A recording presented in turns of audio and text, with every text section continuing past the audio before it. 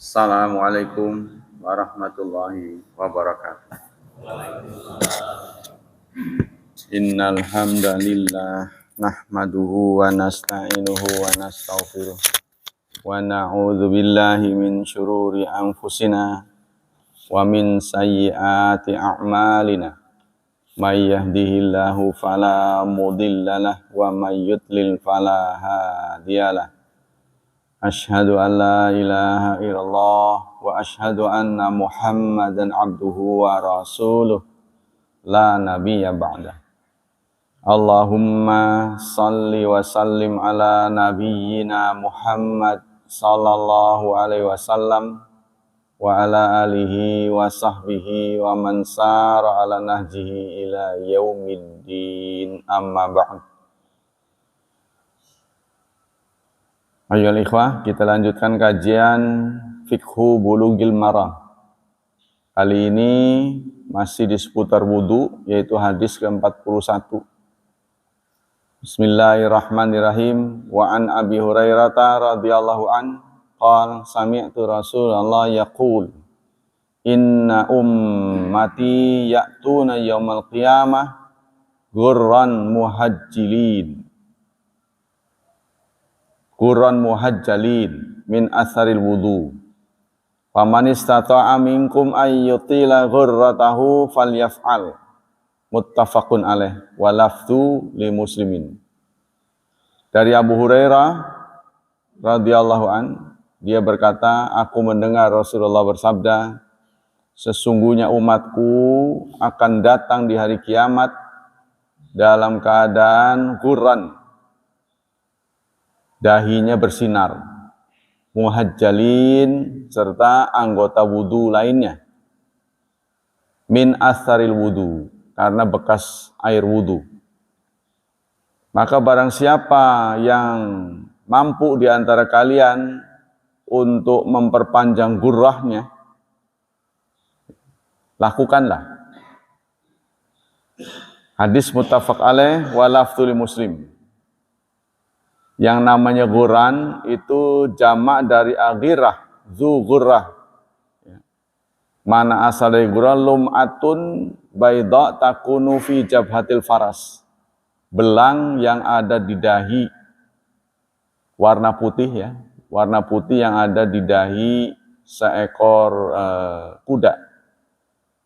Sumastu'milat fi syuhrah wa tibi dzikri. Kemudian lafadz ghurrah ini diartikan dengan populer. Tatwil ghurrah gususyain min muqtamir rasi wa ma yujawir wajha zaidan ala juz'il ladzi yajibu qasruh. Kalau muhajjal bayadun yakunu fi qawaimil faras. Yang namanya muhajjal itu adalah warna putih yang ada di kaki, ujung kaki kuda. Ujung kaki kuda. Nah, kita kan memang air wudhu itu kan membasahi anggota tubuh yang ujung-ujung kan, artinya sini sampai sini. Kaki juga begitu, nggak seluruhnya. Nah, menurut tinjauan Syekh Utsaimin, walaupun hadis ini disampaikan oleh Abu Hurairah, ini sesungguhnya ada dua bagian. Ini ditulis satu bagian, ya, yang diucapkan oleh Rasulullah itu sesungguhnya sampai muhajjalina min athari wudu. Sesungguhnya umatku akan datang di hari kiamat dalam keadaan terang, baik wajah maupun anggota tubuh lainnya. Kata-kata famanistata aminkum ayyutila ghurratahu, maka barang siapa yang mampu di antara kalian, perluaslah basuhannya. Ini bukan dari Nabi, menurut tinjauan beliau. Ya, menurut tinjauan ahli hadis ini bukan dari Nabi, tapi dari Abu Hurairah sendiri. Gitu. Ini beliau tidak menyatakan dari beliau, lempeng aja begitu. Tapi para ahli hadis bisa mendeteksi bahwa Rasulullah hanya bicara, menyampaikan berita saja. Umatku akan datang di hari kiamat eh, air tubuhnya, anggota tubuhnya bersinar karena dibasahi dengan air wudhu. Cuma segitu, nggak ada perintah untuk lebih gitu. Abu Hurairah lah yang berinisiatif. Kalau bisa diperluas. Rasulullah nggak nyuruh. Sehingga wudhunya Abu Hurairah untuk tangan, ya, beliau membasuhnya sampai ketiak. Sini sampai ke sini. Beliau, pokoknya sampai ke sini. Kepengen supaya yang bersinar lebih banyak gitu. Nah kemudian kaki sampai ke dengkul beliau. Itu ya. Kemudian membasuh muka sampai ke leher. Kan namanya diperluas. Nah ini menurut Syekh Utsaimin lagi-lagi. Ini kan inisiatif sahabat ini. Ini tidak benar. Ini tidak benar. Rasulullah tidak nyuruh gitu. Ya sudah anggota wudhu segitu, ya udah jangan diperluas. Gitu ya. Nah, tapi ini seorang namanya tabi'in menilai sahabat. Ya begitulah kabarnya. Jadi para ahli hadis mengatakan barang siapa yang mampu di antara kalian hendaklah perluas. Ini kagol aja Abu Hurairah nih. Kalau orang biasa mah disebutnya bid'ah. Kagol. Ya, jadi ini inisiatif sahabat. Menurut tinjauan ahli hadis, Rasulullah tidak bicara tadi, ya. Kesimpulan hadis. Al-ghurra wa tahjil min khasaisi hadhil ummat. Ghurrah itu dahi, ya, ini muka, dan anggota wudhu, tangan dan kaki, itu menjadi kekhususan umat ini. Satu saat, yaitu ada cerita panjang dari sahabat, ya Rasulullah, khusus saya gitu, saya lupa sahabatnya, sering ya suatu saat itu kangen dengan Anda. Datang rasa kangen gitu pada engkau ya Rasulullah. Kalau sudah rasa kangen itu datang, maka saya akan meninggalkan semua pekerjaan. Saya tinggalkan, saya mencari tahu di mana engkau berada. Nah, setelah saya melihat wajahmu, maka puaslah hati saya, sudah tenang, pulang lagi. Oh, begitu para sahabat. Lah ini di dunia, nanti di akhirat bagaimana gitu. Kan kita tahulah, dunia sahabat kan tidak seluas akhirat kan gitu kan. Karena sahabat kan ya dibanding sekarang pasti luas sekarang lah untuk dunia saja gitu. Apalagi akhirat. Akhirat kan melibatkan Nabi Adam, seluruh umatnya sampai manusia terakhir. Nggak bisa dibayangin tuh berapa luasnya. Bagaimana nyarinya. Kalau aku hendak melihatmu bagaimana di akhirat ya Rasulullah. Maka Rasulullah menyatakan, cari saja haudun, telaga. Di sana aku berada. Begitu katanya. Nah, sahabat nggak puas dengan jawaban itu. Lalu bagaimana engkau yang datang ke haudun itu banyak ya Rasulullah. Bagaimana engkau tahu itu kami? Gimana dengerinnya? Oh, saya bisa mendeteksi keberadaan kalian karena tubuh kalian bersinar. Itu katanya. Bekas anggota wudhu. Nah, konon wudhu ini ya menjadi keistimewaan umat Nabi Muhammad. Wudhu ini. Kalau kita kan bisa berkali-kali ya. Kalau batal ya wudhu lagi, batal wudhu lagi untuk salat. Jadi inilah kekhasan umat Islam. Allati ja'ala Allah azza wa jal syuhada'a 'alan nas. Tapi ada yang mengatakan keistimewaan umat Islam itu bukan terletak pada anggota wudhu katanya, tapi dahinya. Jadi bukan pada tangan dan kaki, tapi dahinya. Karena satu-satunya umat yang beribadah kepada Tuhannya, kepada Allah itu dengan sujud, hanya umat Nabi Muhammad. Ya kan? Nah, maka inilah khasnya umat Islam itu dahinya yang bersinar. Nanti di hari kiamat. Itu terserah nanti urusan akhirat, yang penting bersinar aja. Kalau bisa semuanya malah. Nah, kita lanjutkan.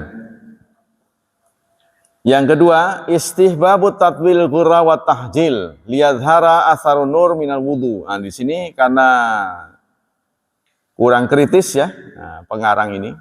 Dia mengatakan dianjurkan memperluas basuhan tadi itu. Ya. Sehingga kalau kita lihat ada orang membasuh muka, ikut lehernya juga dibasuh. Nah itu dia ngikut Abu Hurairah. Ya mau disalahin gimana, wong itu ada contohnya gitu ya. Tapi bukan dari Rasulullah. Contoh ini harus dari Rasulullah. Sahabat nggak boleh. Itu menurut para ahli hadis. Sebab nggak pernah, ya Rasulullah boleh nggak ini? Nggak ada begitu. Dan tidak pernah didengar dari sahabat lainnya. Lakum listiyal tatwil wa fi Muslim, dalam sebuah hadis yang diriwayatkan oleh Muslim, fi wurudi ummati Muhammadin sallallahu alaihi wasallam al haud. Begitu juga dalam hadis Muslim ya, diriwayatkan bahwa umat Nabi Muhammad akan datang ke telaga. Nah, tentang telaga ini Allah firmankan dalam surat Al-Kautsar, inna a'tainakal kautsar. Itulah telaga Kautsar. Lakum siman. Kamu, kata Rasulullah, akan ada tandanya. Kamu memiliki tanda. Ya, semua orang kan kalau kumpul itu kan pasti ada tandanya. Kalau kita apa itu namanya? Di sini nih. Kalau murid terlalu banyak ada namanya. Apa name saya lupa itu. Tag ya. Name tag. Nah, ini namanya name tag. Ada ini yang dikasih penitik. Nah, di sana apa? Kalau kumpul banyak orang. Ya.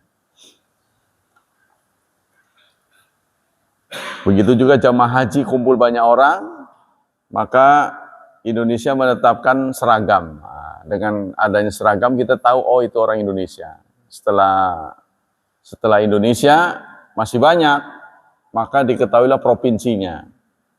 Provinsi masih banyak, kota masih banyak, komunitas. Ada sebagian KBIH yang pakai hitam putih. Tapi sekarang diratain hitam, ada yang merah putih. Merah putih. Supaya jadi ciri. Tapi sekarang harus hitam putih, ya saruk lagi nanti. Giliran nyarinya itu yang susah. Kalau hilang. Ya kalau lagi nggak nyari sih nggak masalah. Begitu nyari nih, kasus orang tua yang nggak bisa berbahasa Indonesia, sekaligus nggak bisa berbahasa Arab, kan susah itu. Komunikasinya terputus. Kalau hilang ya, apalagi bawa kunci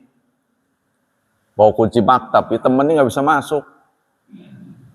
Lupa pula dia naruhnya di mana. Wah udah. Laisat li ahadin ghairikum, kata Rasulullah, kamu nanti ada ciri yang tidak dimiliki oleh umat lain. Tariduna alayya, kalian akan datang kepadaku ghurran muhajjalin, dalam keadaan bersinar. Min asaril wudu, bekas wudu. Wasadalla jama'atun min ahli hadis bihadza, sebagian ya ahli hadis berdalil dengan dalil ini, annal wudu'a min khasaisi hadhil ummat. Bahwa wudu itu adalah khas milik umat Islam, milik umat Nabi Muhammad. Zadahallah syarafan. Allah akan memberi kemuliaan tambahan. Ya, umat lain menggelap, yang mencorong-mencorong bersinar itu umat Nabi Muhammad sallallahu alaihi wasallam. Semoga kita ya termasuk di dalamnya. Wa qila qad sabatal wudu liman qabla hadhil ummat. Tapi ada yang mengatakan wudu juga pernah diwajibkan kepada sebelum umat Islam, sebelum umat Nabi Muhammad. Walladzi ikhtasat bi hadhil ummat al-ghurra wa tahjil. Tetapi yang khusus itu adalah anggota wudu. Jadi cara mereka bersuci berbeda. Tapi khas umat Nabi Muhammad adalah wudu. Yang ketiga, italatul ghurra wa tahjil laisa wajibain. Memanjangkan gurah ya dan tahjil bukan wajib. Nah, tadi itu. Bahkan ada yang mengatakan terlarang. Li'annahu alaqahu ala istita'ah. Karena di sini ada kata-kata famanis tato'a. Barang siapa yang mampu. Ada kata-kata barang siapa yang mampu. Nah, kalau yang nggak mampu ya nggak usah. Berarti bukan wajib. Selanjutnya hadis ke-42. An Aisyah radhiyallahu an, dari Aisyah qalat, beliau berkata, kanan nabiyyu yu'jibuhu tayammun fi tana'ulihi wa tarajjulihi wa tuhurihi wa fi sya'nihi kulli. Hadis muttafaq alaih. Dari Aisyah istri beliau radhiyallahu an, Nabi sangat menyukai memulai anggota kanan. Nabi sangat suka memulai anggota tubuhnya yang kanan, ya, dalam menggunakan kasut, sandal, memulai dengan kanan, melepas dengan kiri, jadi masukin ini, sunnah. Tarajul, nyisir, nah, nyisir berarti dibelah dua ya, kanan dulu, kiri.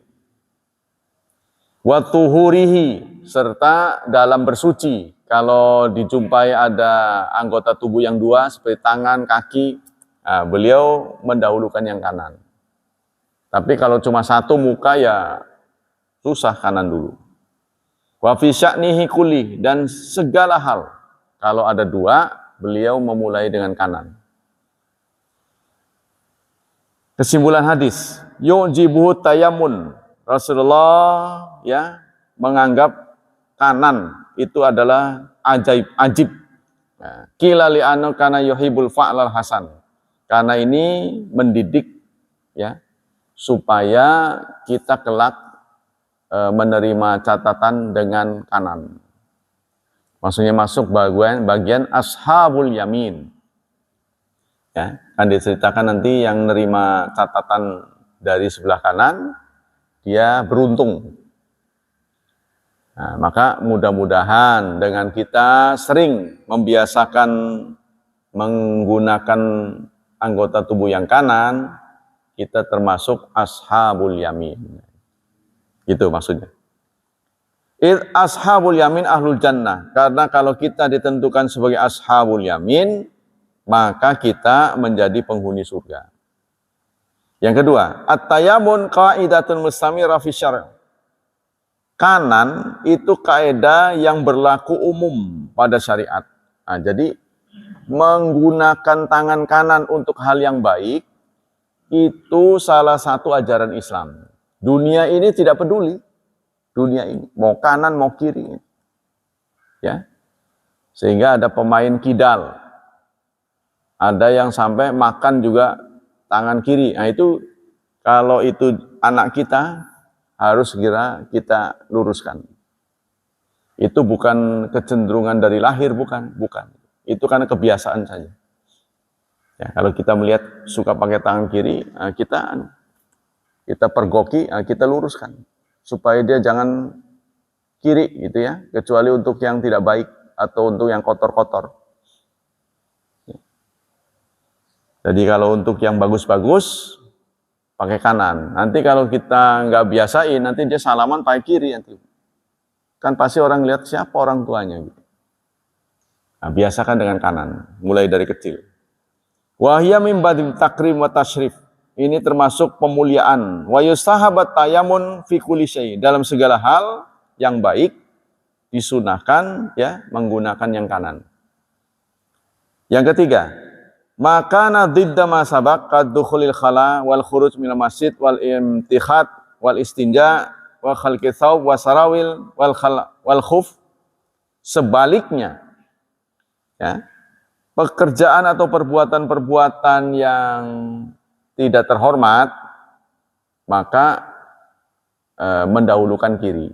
Nah, contohnya masuk ke toilet ya, langkahkan kaki kiri dulu masuknya, sunnahnya gitu.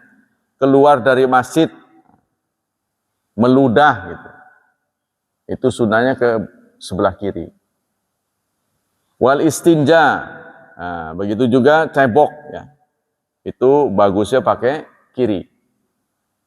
Kemudian melepas pakaian ya, melepas pakaian itu tangan kiri dulu yang dilepas kalau bisa. Begitu juga melepas celana, yang dilepas sebelah kiri dulu. Ini kalau nggak biasa agak repot ini. Makanya sunnahnya melepas celana itu jangan berdiri tapi duduk, sunnahnya adabnya duduk, sebab itu bisa kalau nggak seimbang apalagi faktor umur bisa jatuh ya. Dan jatuh untuk orang yang sudah berumur cukup berbahaya. Kalau muda sih nggak masalah, salto juga jadi, orang tua udah nggak bisa dan sebagainya.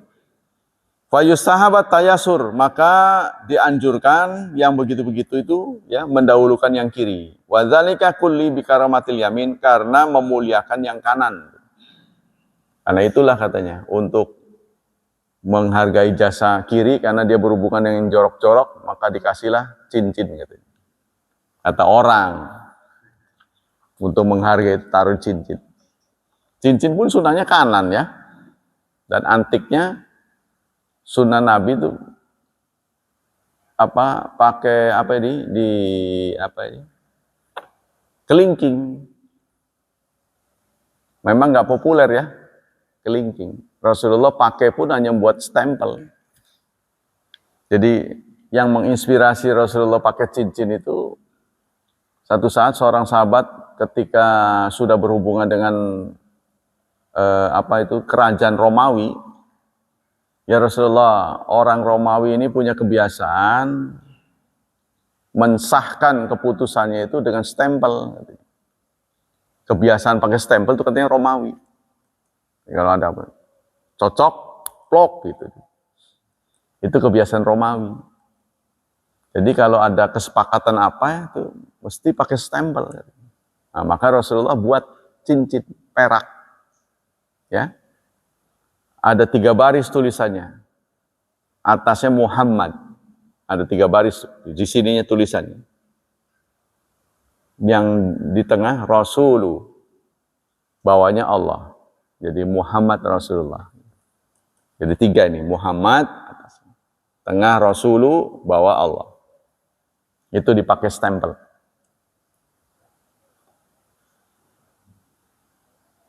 Yang ke-4, takdimul yamin alal yasar minal yadain warijlain fil wudu sunnatun.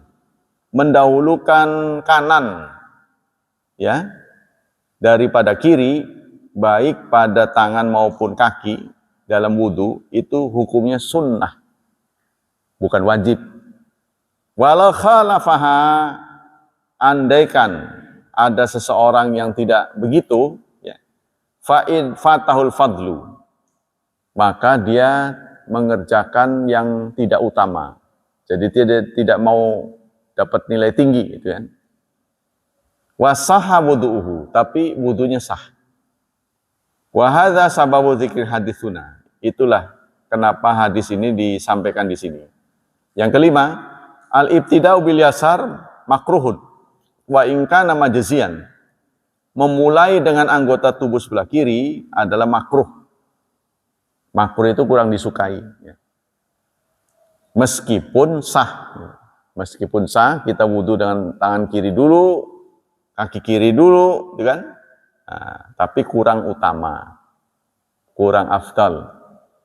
Yang keenam, ba'du a'dhal wudhu la yustafiya tayamun. Ada sebagian anggota wudhu yang tidak disunahkan kanan, ya, wahwal udhunan, yaitu telinga, nggak disunahkan kanan dulu, wal kafan, dan dua telapak tangan, wal khaddan, pipi, nggak usah kanan dulu, lah bagaimana ngusapnya, ya, jadi itu yang ada dua, maksudnya yang ada dua baru. Bal yataharani daf'atan wahidatan. Nah, yang tadi itu disebut telinga, mata, ya. Itu kan jadi satu itu, walaupun ada dua. Dua telapak tangan, pipi. Nah, itu sunahnya dibasuh bersamaan. Fa in ta'adzara dzalika kama fi haqqil aqta wa nahwihi qaddamal yamin. Nah, kalau uzur, ya, kalau nggak mampu melakukan hal itu, terutama untuk orang yang tangannya tidak utuh, anggota tubuhnya tidak utuh, maka dahulukanlah yang kanan. Kalau harus memilih, gitu ya, kalau bisa memilih, maka pilihlah yang kanan. Hadis ke-43, wa an Abi Hurairah radhiyallahu an qala Rasulullah sallallahu alaihi wasallam idza tawadda'tum fabda'u bima yaminikum. Apabila kalian berwudu, maka mulailah dengan kanan-kananmu. Ya, ini perintah Rasulullah bahkan. Akhrajal arba'ah wa sahahahu Ibnu Khuzaimah. Dikeluarkan oleh 4 imam hadis dan disahihkan oleh Ibnu Khuzaimah.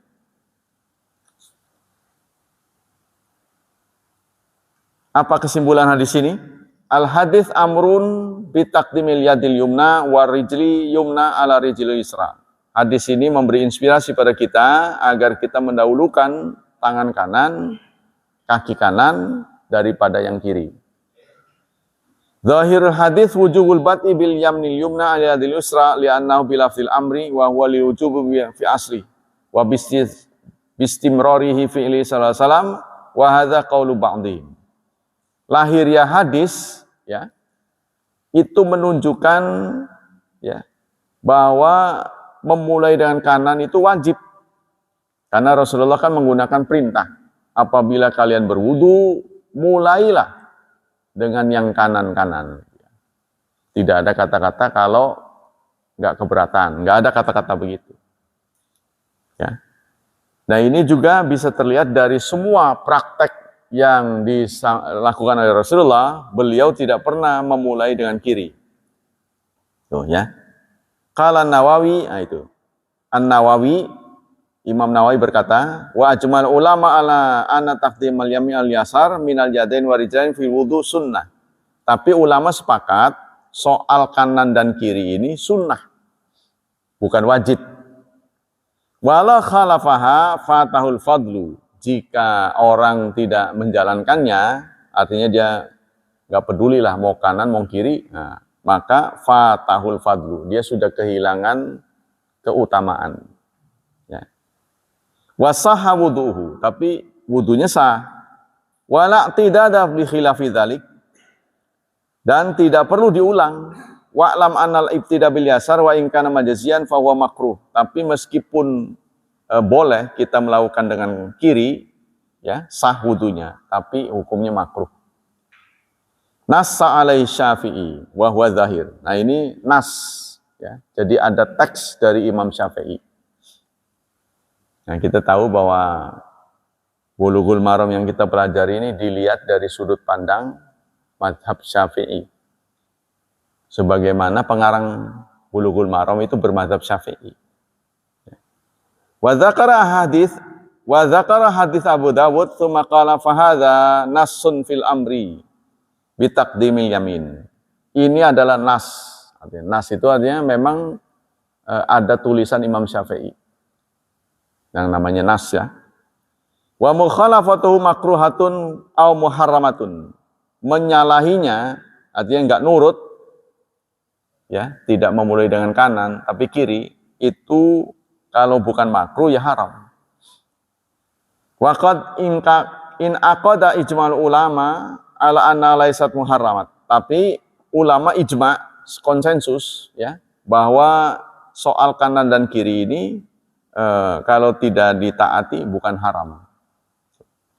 Fawajaba an takun makruha, maka ditetapkanlah makruh. Begitu kata Imam Nawawi. Memang dilihat dari sisi nasnya, ya, di sisi teksnya, perintah. Itu perintah. Tapi ulama konsensus, kita harus lihat ulama-ulama bagaimana matanya. Mereka sepakat soal kanan dan kiri, kalau tidak ditaati, itu makruh, bukan haram. Yang keempat, at-tayamun lima kana min babis tashrif wa takrim wa makana bididihi kadul khala wal khuruj minal masjid wal imtikhat wal istinja wa khal thawb wa sarawil wal khuf wa ma asbah dzalik fa yustahab tayasur fi wa dzalika kullu li karamatil yamin wa syarafiha. Karena perbuatan mulia itu dianjurkan dengan kanan, maka otomatis sebaliknya perbuatan-perbuatan yang tidak mulia dianjurkan dengan kiri. Ya, contohnya keluar dari toilet, keluar dari masjid, meludah, cebok, melepas pakaian atau celana, mengenakan alas kaki, ya. Nah, itu sunahnya kanan, melepasnya sunahnya kiri. Mashun nasiyati wal imama wal khufain fil wudu. Dari Mughirah bin hadis ke-44 dari Mughirah bin Syu'bah radhiyallahu an, anna nabiyya tawaddaa famasaha bi nasiyatihi. Satu saat Rasulullah berwudu, beliau mengusap ubun-ubunnya. Wa alal imamah wal khufain, serta beliau mengusap sorbannya, ya. Wal khufain, dan khufnya. Khuf itu adalah semacam sepatu yang menutupi mata kaki. Ya. Jadi ini kalau menurut tinjauan dari ulama ahli hadis, ini kan dijadikan patokan bahwa kita boleh mengusap sebahagian. Ya. Padahal yang ada adalah kalau Rasulullah pakai topi, baik itu sorban, kan dilinting-linting tuh, ya kan? Lipetannya banyak.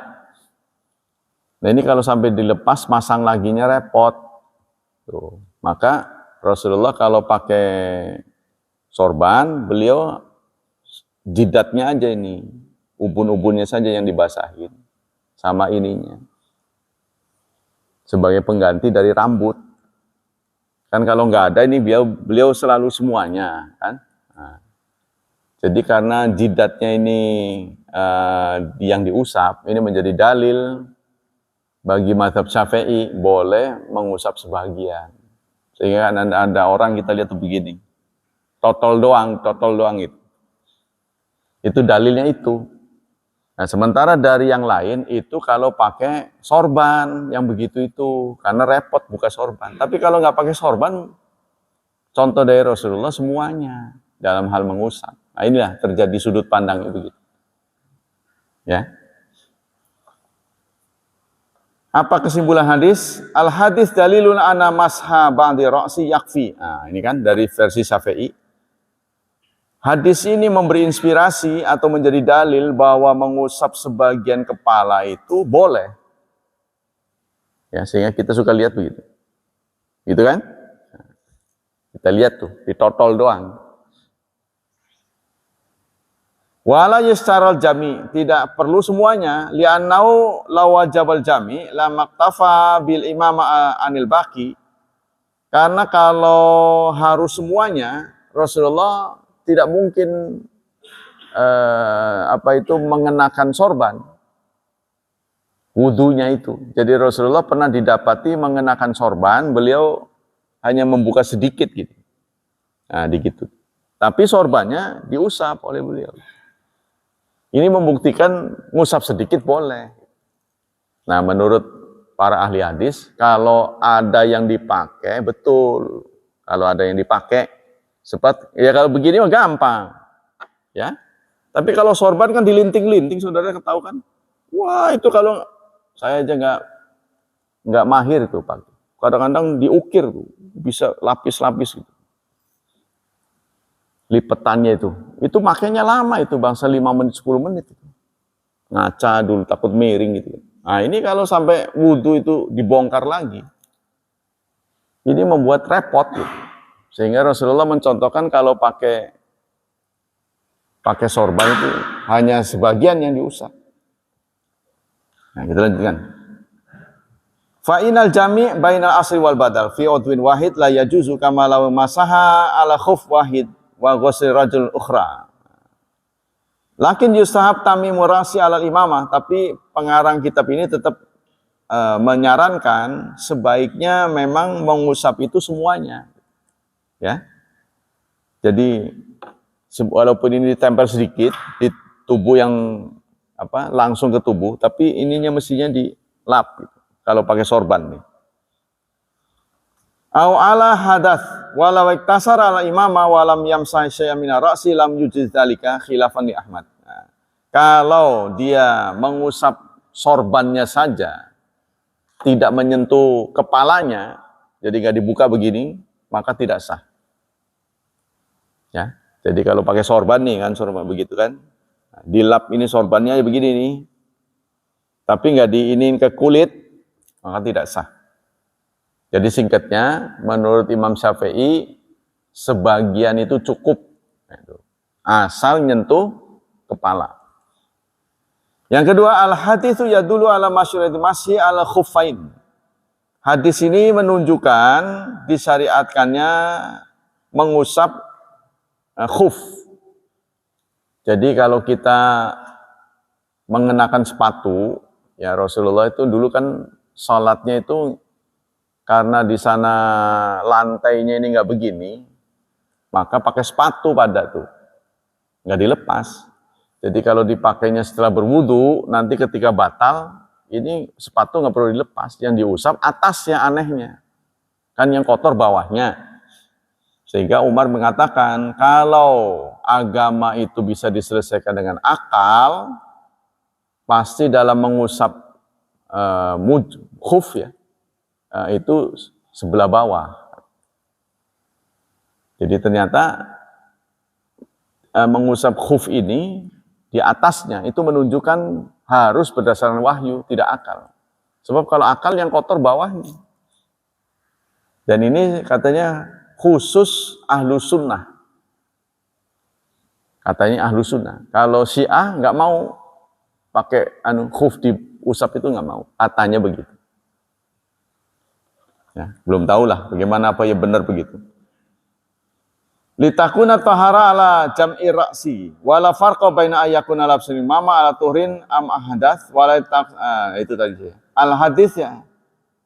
Wa syarahtu wa syurihati sunnah kaifiyatul masih wa syurutu wa waqti kama sayati. Nanti akan dijelaskan lebih detail lagi. Ya, jadi hadis ini memberi inspirasi bahwa mengusap mujah tadi, khuf, ya, artinya alas kaki yang menutup mata kaki, itu dibolehkan. Yang ketiga, layak fil mashu alal imama wahdaha. Tidak cukup kita mengusap sorban saja, wala budda min mashi ba'di ra'si. Ya, tapi dianjurkan kita mengusap sebagian kepala. Summa ma'al imama, bersama sorbannya. Jadi kalau pakai sorban, tidak cukup kepala saja, tapi sorbannya juga. Ya. Dan tidak cukup sorbannya saja tanpa kepala. Yang ke-45, An Jabir bin Abdillah radhiyallahu anhuma fi sifati hajjin Nabi. Dari Jabir bin Abdillah radhiyallahu anhuma mengenai cara haji Nabi. Rasulullah mengatakan, ibda'u bima bada Allah bihi. Mulailah ya dengan ibadat haji dengan apa yang Allah mulai. Maksudnya dengan perintah Allah. Apa kandungan hadis ini? Afadal hadis annama bada Allah bi dzikran yubda'u bi fi'lan. Artinya apa yang Allah mulai dengan zikir, penyebutannya diduluin, itu kerjain duluin. Ya, contohnya inna safa wal marwata min sya'a. Kan disebut dulu tuh safa. Sesungguhnya Safa dan Marwah ya bagian dari syiar Allah. Karena Safa disebut duluan, maka mulailah dari Safa. Ngitung satunya, itu kan ada 7 kali. Safa ke Marwah sekali, Marwah ke Safa 2 kali, begitu seterusnya. Jangan dari Marwah dulu yang dihitung 1. Ya, kenapa harus begitu? Karena ini ada perintah dari Rasulullah, mulailah sebagaimana Allah menyebut mulai. Jadi karena Allah memulai dengan Safa, maka mulai dengan Safa. Fa inna kalamahu kalamun hakim. Karena Allah, ya, kalam Allah itu adalah kalam yang bijaksana. La yabda'u dzikran illa biha istahaqa bil bid'ah fi'lan. Allah tidak menyebut suatu nama, memulai dengan satu nama, kecuali Allah menginginkan nama itu didahulukan. Fa inna muqtadal balagha wa qala Sibawai innal arab yuqaddibuna ma hum bi sya'nihi aham wa hamma bi ani wa hamma bi a'na. Orang Arab membiasakan mendahulukan nama. Jadi kalau sudah didahulukan berarti penting. Contohnya wa ma Muhammadun illa rasul. Tidak lain Muhammad adalah rasul. Berarti khusus ya, memuliakan Muhammad. Tidak begini, wa ma rasulun illa Muhammad. Tidak ada rasul kecuali Muhammad. Bisa saja. Tapi berbeda dengan Muhammad rasul. Jadi kalau nama itu disebut duluan berarti penting gitu. Wa inna lafdha am wal am la yaqtasir ala sababi wa kalimatu ma mausulah wa ya alfazul umum wa ayatul wudu faghsilu wujuhakum. Begitu juga Allah memulai dengan kata-kata basuhlah mukamu. Ya kan? Disebut muka dulu. Berarti muka yang harus duluan daripada kaki. Kaki disebut terakhir. Jadi jangan mulai dari kaki baru ke muka. Walaupun itu menggunakan kata-kata wa. Faghsilu wujuhakum wa aydiyakum. Wa ini katanya dan itu. Jadi hanya akumulasi 1 ditambah 2 ditambah 3 ditambah 4. Bisa dibalik 4 ditambah 3 ditambah 2 ditambah 1. Tapi penyebutan 1 di awal ini mencerminkan harus didahulukan. Begitu maksudnya. Yang kedua, yajibul bad'u, wajib ya memulai fi sa'yil haji wal umrah minas safa. Dalam sa'i baik haji atau umrah itu dari safa dulu. Wa yukhtamu bil marwah, dan diakhiri dengan marwah. Jadi ada bahasa Indonesia mengatakan ini menodai marwah DPR. Ya kan? Marwah marwah pejabat itu salah. Ungkapan begitu salah. Karena marwah ini adalah sofa dan marwah, padun. Nama bukit itu marwah. Yang benar ada muru'ah, bukan marwah. Tapi nulisnya mirip, cuma ada hamzahnya. DPR ini jarang ngaji. Orang-orang jarang ngaji, jadi ada kata-kata dalam bahasa Indonesia yang diserap dalam kamus besar itu. Ini merusak marwah Ibrahim. Marwah mah sofa, bukit, nama bukit. Salah. Yang benar itu muru'ah. Muru'ah itu gengsi. Martabat gitu maksudnya. Nah, tapi ini yang dipanggil marwah. Marwah mah nama bukit. Ya, itu. Jadi dia mencoba menyerap bahasa Arab tapi nggak ngerti. Kita lanjutkan. Li'anal hadits warada fi sifatil hajjin nabiyyi. Karena dalam menceritakan haji Rasulullah ya, beliau memulai dengan sofa. Selanjutnya hadis yang ke-46. Wa anhu dari Jabir bin Abdillah juga qala dia berkata kana nabiyyu idza tawaddaa adar ma ala mirfaqai. Bahwa Nabi jika berwudu beliau mengelilingkan ya air ke sikunya. Ya, jadi anunya apa? Airnya itu dikelilingin ini. Siku ini kan bukan anu aja, keliling ya, dikelilingkan gitu. Tapi ini dikeluarkan Daruqutni bi isnadin dhaif, dengan isnad yang dhaif. Nah, dengan sanad yang dhaif. Jadi bukan hadis yang dhaif tapi perawinya. Nah, karena perawinya dhaif maka diragukan ini disampaikan oleh Rasulullah. Ya. Apa kesimpulan hadis ini? Yufasir hadis ayat al-wudu. Hadis ini menjadi tafsir ayat wudu dalam surat 5 ayat 6. Basuhlah mukamu dan tanganmu sampai dengan sikumu. Wa anal mirfaq yadkhulu fi ghasil yad.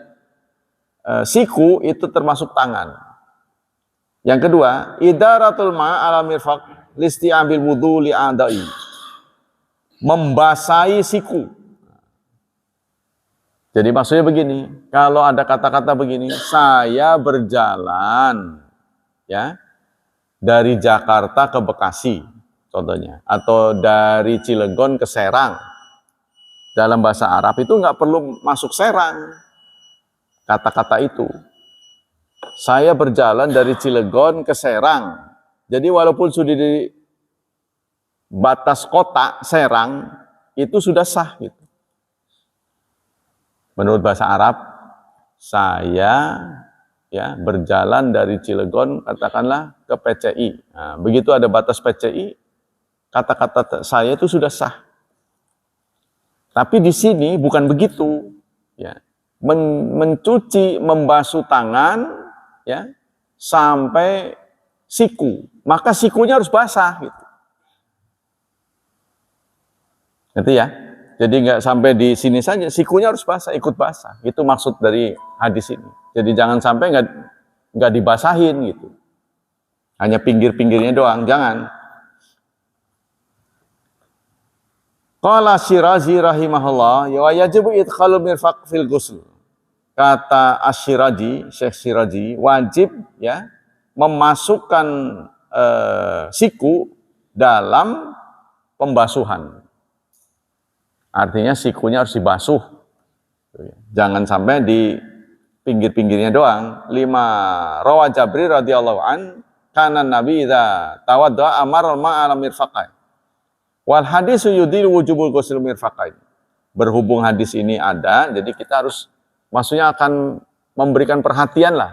Membasuh siku itu harus betul-betul kena. Ya, jangan sampai ada bagian sedikit yang tidak kena dari siku. Jadi ketika disebut siku ini bukan berarti pinggirnya saya kena gitu. Ya tapi itu tadi jangan kelewatan sampai ke ketek gitu ya. Yang ketiga, yu'ayyid hadits ma rawahu Abu Hurairah radhiyallahu fi sifati wudu'i Rasulillah annahu tawadda'a fa ghassala wajhahu fa asbal wudu tsumma ghassala yadal yumna hatta asyra'a fil adud. Dalam hadis yang lain Abu Hurairah menceritakan ya bahwa Rasulullah berwudu, lalu beliau membasuh mukanya, beliau menyempurnakan wudunya, mencuci tangannya, membasuh tangan kanannya, sampai hampir sampai ke adud. Yang disebut adud itu lengan. Lengan ini kan yang merongkol nih. Yang merongkol nih. Jadi Rasulullah itu mencuci ininya sampai dekat merongkolnya ini tuh. Sampai sini. Itu benar, berarti ini ikut basah. Ya, jangan sampai cuma nyicipi doang gitu, dikit. Jangan sampai deket merongkolnya, ini kata Abu Hurairah. Ya, jadi deket-deket sini lah gitu. Dilebihin dikit, itulah singkat. Ya, tapi ini para sahabat ini sangat cerewet ya. Karena penggambaran cara mentransfer ilmu ini aja dengan kata-kata. Modal mereka cuma dengan kata-kata. Khawatir kita itu nggak pas gitu. Itu tuh. Kalau kita kan sekarang bisa audio visual, ya kan? Oh iya, begitu ya.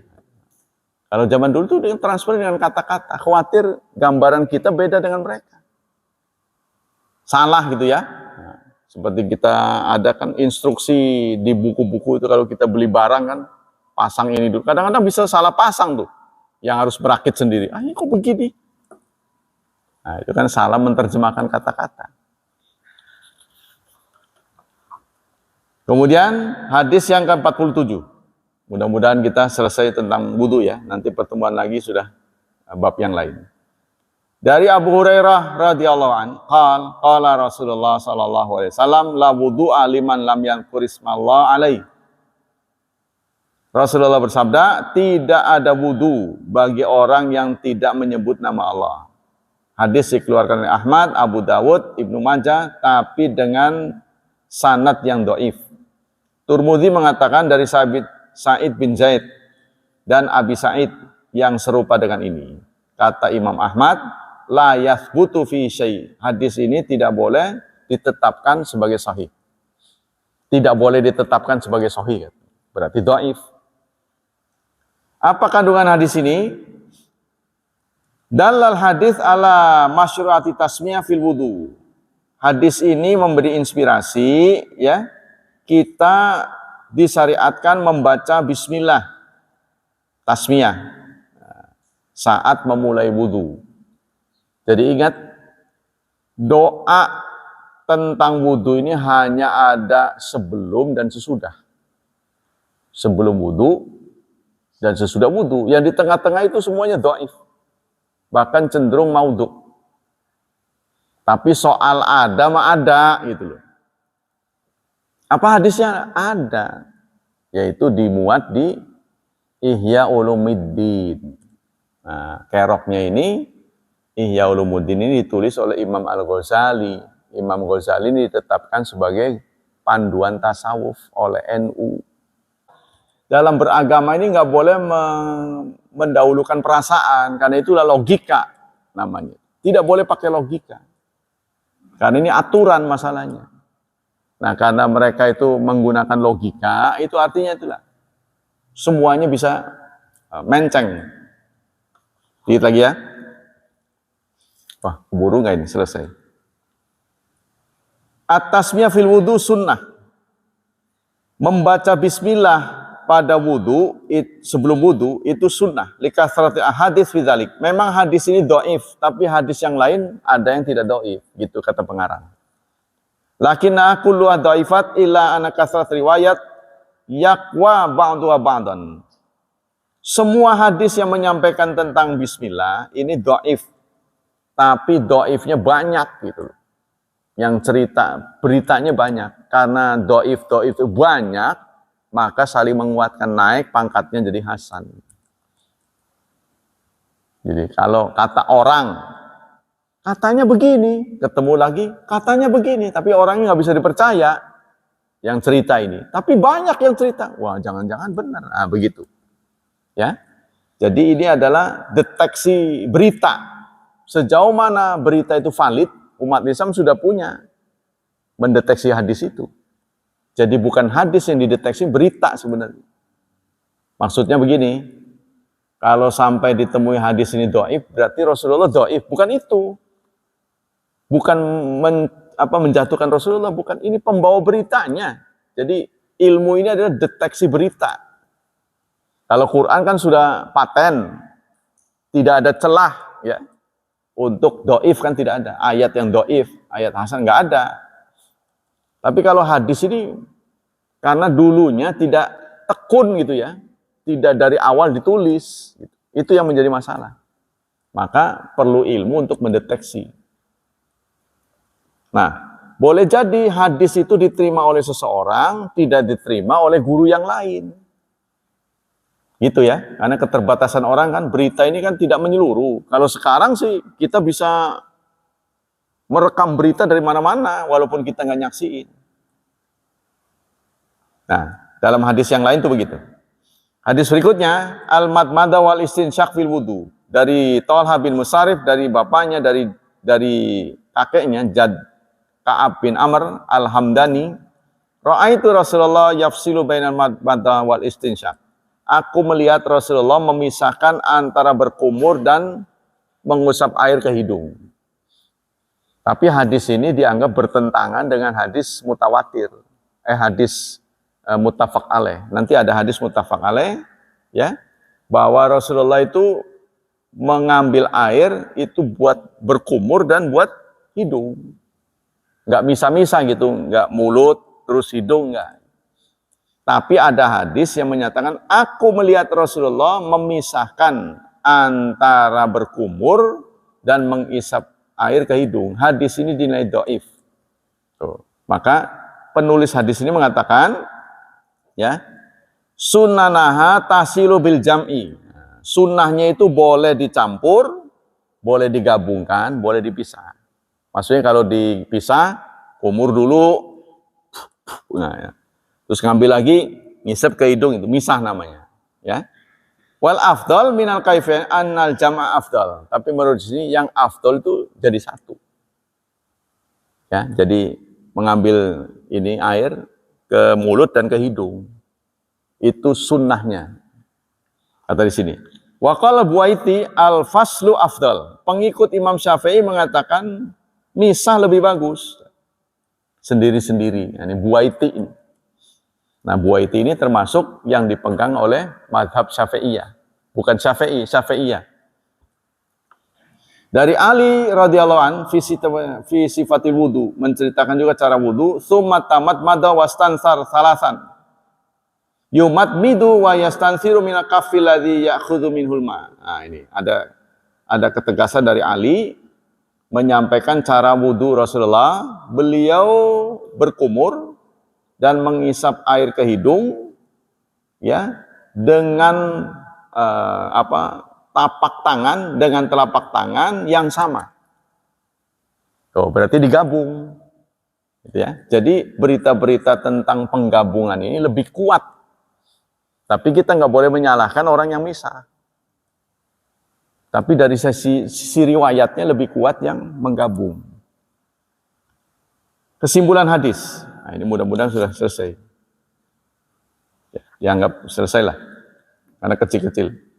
Disyariatkan kita berkumur dalam berwudu, kemudian mengisap air ke hidung, kemudian disemprotkan. Al-hadis yahtamil anal madmata wa istinsya min ghurfatin wahid atau min salasi ghuraf. Tapi di sini tidak ditandaskan apakah sekali atau 3 kali. Ininya nih, berkumur ya. Soal tadi kan misah dan gabung kan. Nah, memang kalau kita pahami sebagai gabung ini berapa kali? Nah, itu bisa sekali, bisa 3 kali. Nah, kalau dalam Zadul Ma'ad, Rasulullah nggak pernah menandaskan harus sekian. Rasulullah pernah mencontohkan sekali, pernah mencontohkan 2 kali, pernah mencontohkan 3 kali. Tapi tidak pernah beliau mencontohkan lebih dari 3 kali. Jadi soal 2 atau sekali mungkin. Ya, dalam berbagai situasi Rasulullah kadang sekali, kadang 2 kali, kadang 3 kali. Tapi tidak pernah dicatat oleh para sahabat lebih dari 3 kali. Sehingga itu fleksibel. Ya, contohnya kalau kita sudah masih punya wudhu lagi kan nggak terlalu penting. Karena baru aja wudhu, ya kan?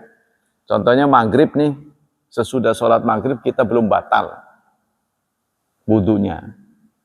Nanti masuk sholat isya, sunnah wudhu, walaupun kita nggak berwudhu nggak apa-apa, tapi sunnah wudhu. Nah, kan kita nggak perlu, yang penting wudhu aja lah gitu, singkat. Nggak terlalu sempurna, ya. Sekedar untuk mendapat pahala wudhu. Nah, itu boleh ya. Yang ketiga, yundabul matmata wal istinsar fil wudu wal ghusl bil anjaman. Nah, berkumur dan istinsyak, mengisap air ke hidung dan menyemprotkannya, itu bukan wudu saja, tapi mau mandi juga. Karena orang mau mandi kan wudu dulu sunnahnya, ya kan? Caranya.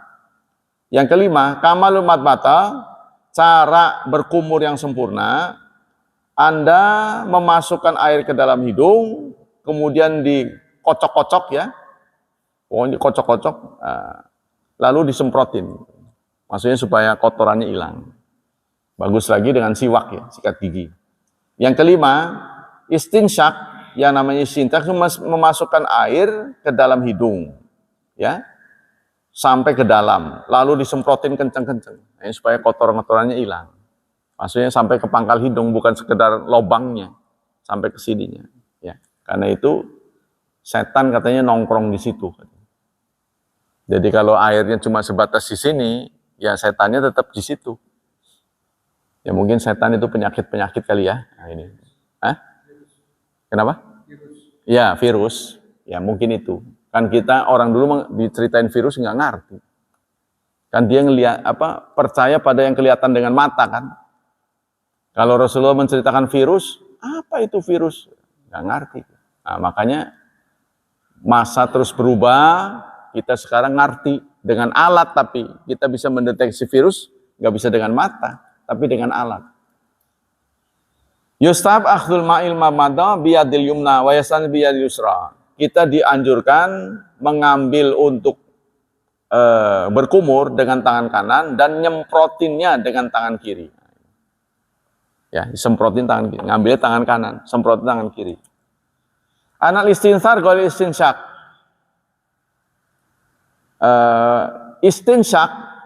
Istinsar bukan istinsyak katanya. Jadi maksudnya istinsyak ini mengambil air nyedot, ya. Istinsar beda lagi, yaitu menyemprotkan. Istinsyak ini menghirup, nggak cukup dihirup. Nah, kalau nggak disemprotin ya sunahnya nggak lengkap. Wallahu a'lam bishawab. Tapi yang jelas Rasulullah itu kan dia ditugasi untuk menjaga telaga. Dan telaga itu fungsinya kalau diminum setetes saja, maka tidak akan haus selamanya. Saya memang nggak bisa membayangkan dalam sebuah perhelatan yang penuh dengan kegiatan, itu pasti haus. Pasti begitu ya, kalau kita antri apa gitu, pasti haus. Lah haus itu perlunya nanti apa sebelumnya? Kan perlu sebelumnya gitu. Antisipasi kan, matahari didekatkan. Jadi walaupun kepanasan dia nggak haus. Tapi kalau sudah kepanasan, jojong gitu bahasa kita.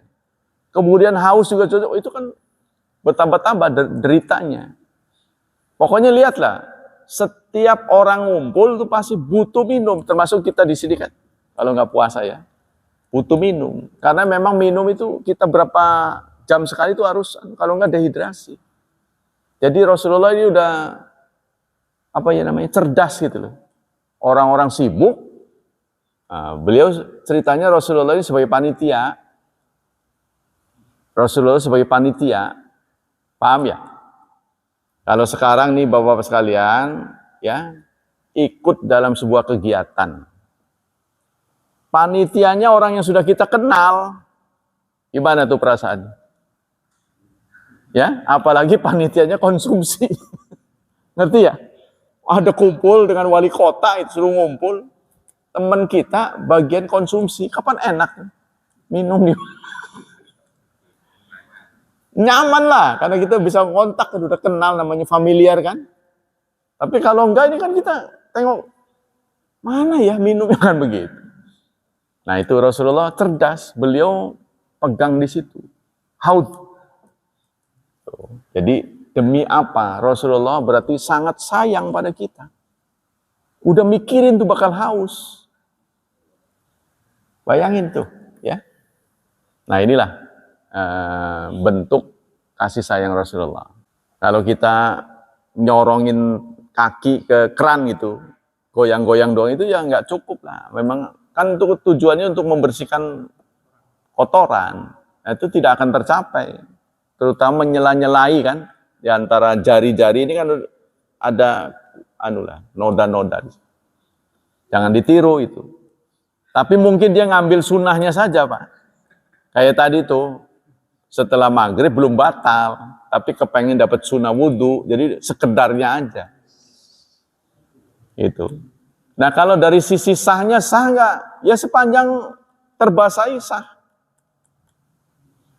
Jadi dia ngambil ini aja, formalnya saja gitu. Kan sungkan itu mau begitu-begitu, jadi kosok-kosok begitu aja. Kalau ada benda yang menghalangi antara air dan kulit, itu tidak sah. Seperti cat ya. Kalau menghalangi antara kulit dan air itu tidak sah. Tapi ada benda yang jika kita hilangkan luka. Contohnya lem. Ya. Lem apa itu? Glue, power glue. Nah, coba aja kalau kena. Tapi katanya saya kemarin tuh ada cara begini, katanya direndam di air garam apa ya. Saya lupa itu, ada tips. Jadi kalau kena itu direndam di air garam. Dia akan ngeletek sendiri. Kalau tato itu kan masuk ke dalam kulit, Pak. Jadi kulitnya tetap basah, tapi tato yang tidak permanen malah itu. Karena kan dia nutupin tuh, diginiin aja hilang. Ya.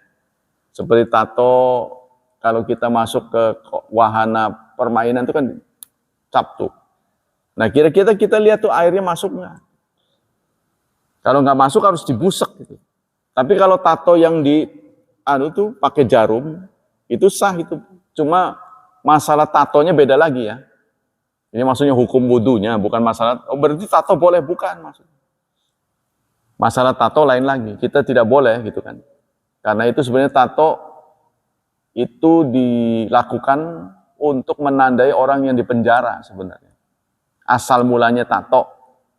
Bagaimana nengetin ini orang udah dipenjara atau enggak, maka dikasih tato. Supaya nanti diperiksa, kamu bekas di penjara ya, kan susah itu. Nah itu dipakai oleh umum, bahkan dijadikan komersil, ya. Gila-gilaan lah, pokoknya sekarang udah tato itu udah mau gambar apa aja bisa.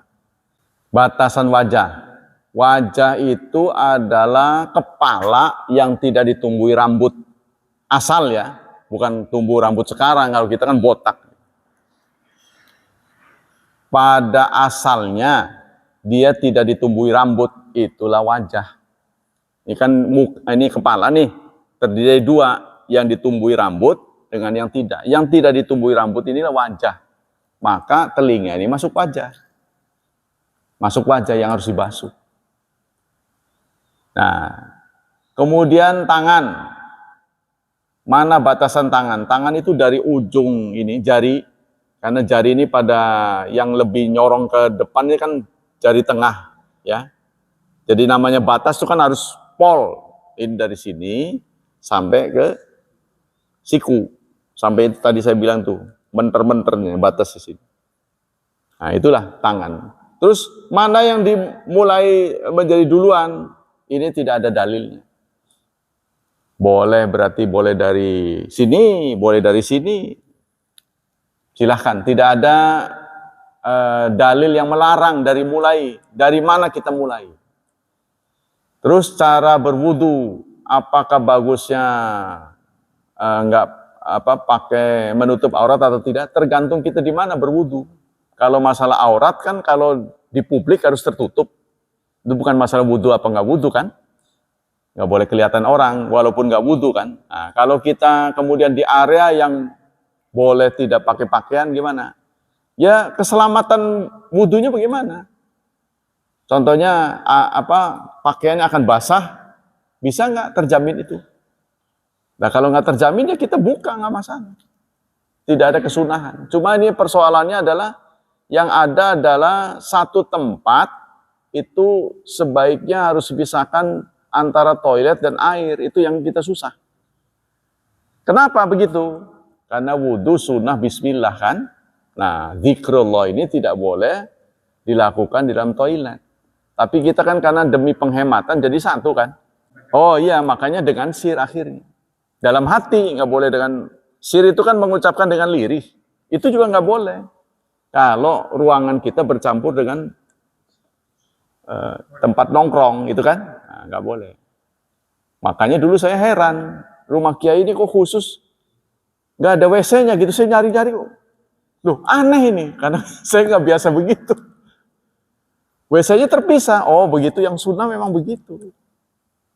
Itu. Jadi kalau wudhu itu kan bismillah. Jadi dia ya sebaiknya di luar juga nggak masalah. Berarti makanya wudhu selalu dipisahkan dengan toilet. Kita lihat kan air tempat wudhu itu selalu, karena dia harus bismillah. Di dalam toilet kita nggak boleh berdoa kan?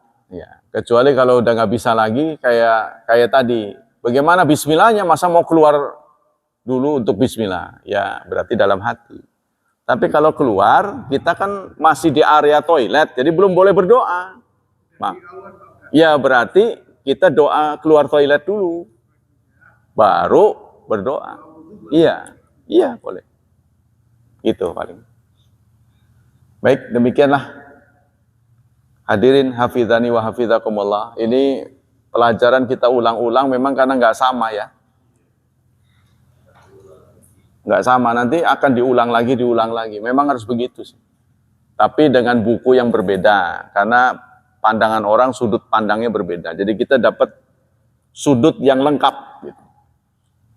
Bukan 4 dimensi lagi, mungkin 10 dimensi. Supaya kita bisa ibadah setepat mungkin.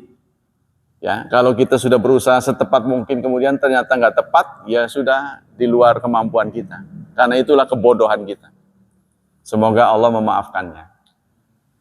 Semoga Allah melimpahkan pahala yang berlipat ganda pada kita. Semoga Allah menyelamatkan dan melindungi kita dari wabah dan fitnah. Semoga Allah berkenan memberi hadiah masa depan yang cerah kepada anak keturunan kita, membimbing mereka menjadi generasi yang saleh dan salehah. Subhanakallah wa bihamdik, asyhadu an la ilaha illa anta astaghfiruka wa atubu ilaik. Wassalamualaikum warahmatullahi wabarakatuh.